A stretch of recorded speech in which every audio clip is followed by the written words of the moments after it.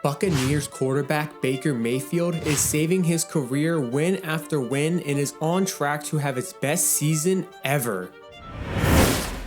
Baker Mayfield was the #1 draft pick in the 2018 NFL Draft. The Cleveland Browns selected him looking for a franchise quarterback after going 0-16 the following year. But after 4 seasons with the team, the Browns looked elsewhere, and Baker was shipped to the Panthers, then the Rams, and finally the Buccaneers, where he had to fight for his spot and prove to everyone in the locker room that he was the leader and quarterback this team needed to succeed. And after 16 games, the Buccaneers sit at 8-8, first place in the NFC South, and are destined for a playoff spot. Thanks to Baker Mayfield's best season yet, but the question is, how did he do it? For one, he has grown and matured as a football player and as a human being. Back when he was drafted initially into the league, most of the concern around Baker Mayfield was his attitude and his maturity level as a football player. Colin Cowherd will be the first to tell you that he did not like Baker's character.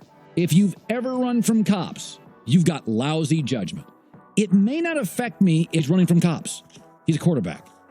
I'm done. Undraftable. Off my board. He wasn't one to handle criticism very professionally when it had a negative connotation towards him. When Odell Beckham joined the team, I do believe his time with the team affected Baker. Odell was also an outspoken wide receiver who made it known that he wasn't happy with his time on the team.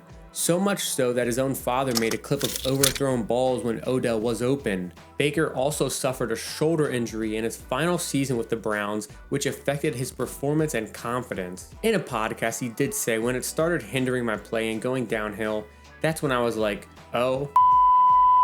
Mayfield said on the podcast, that's when I started losing my own self-confidence and just losing myself. This past year was rough. Baker is now in his 7th season and has learned a lot about what it takes to be a leader of the team. It all started in training camp when he rightfully earned the #1 quarterback spot in training camp, and by showing his teammates how hard he will play for this team by picking up this crucial first down in crunch time against the Vikings and securing the victory in just week 1, and then continuing to be a leader throughout the season by owning up to his own mistakes, but also keeping his teammates held accountable in his interview earlier in the season. And with this leadership comes acceptance from his team, and when your team trusts you and is confident about you, it gives you confidence, which is an underrated superpower that starting quarterbacks need to have. This Bucs team comes with a lot less personality and baggage as well compared to the Browns team. Here he's just like everyone else, fighting for a starting position on a team.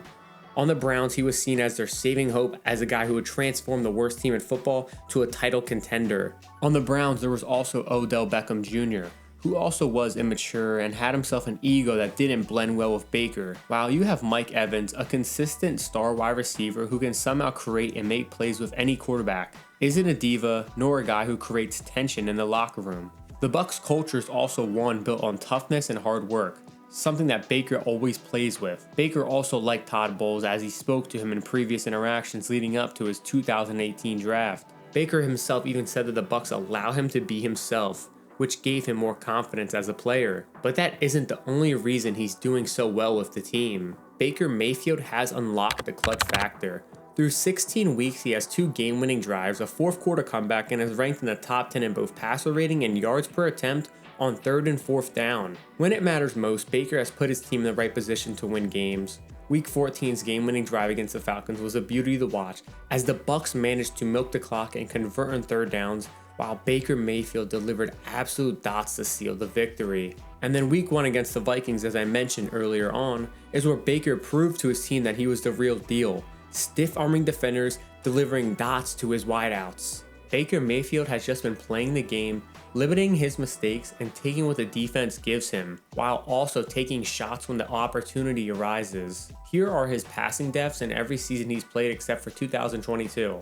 And as you can see, his 2023 season lines up with his 2020 season the closest, which happened to be his best seasons, where he's not forcing balls or panicking when the pressure is in his face. Here are some clips from his 2021 season, which was his last season in Cleveland, where he displayed bad footwork, poor accuracy, bad decision making, more often than his clutch ability, unreal toughness, and pinpoint accuracy at times, which led to a terrible 17 touchdown, 13 interception season from Baker Mayfield. And that wasn't the same guy we saw his rookie season. Now in the Bucs, we see a different quarterback who plays his style of football, delivers when his team needs it, and displays unreal dots at times, like this one, and this one. Now, with one game left this season against the Panthers, Baker has a chance to revive this franchise and send them to the playoffs. And you never know what could happen if they make it.